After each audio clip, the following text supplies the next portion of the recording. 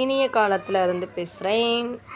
Hi friends, நான் வந்து popcorn start பண்ணிட்டேன். கொஞ்ச நாளாக பிரேக் விட்டுருந்தேன் உடம்பு சரியில்லாதனால. இப்போ மறுபடியும் ஸ்டார்ட் பண்ணிட்டேன். நான் பாருங்கள் ரெடி பண்ணிக்கிட்டே இருக்கிறேன். ரெடி ஆகிக்கிட்டே இருக்குது.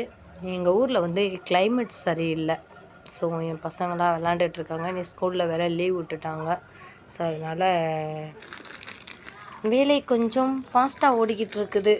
ஏன்னா வேகமாக பாப்கார்ன் போட்டு வேகமாக சேலில் போடணும்.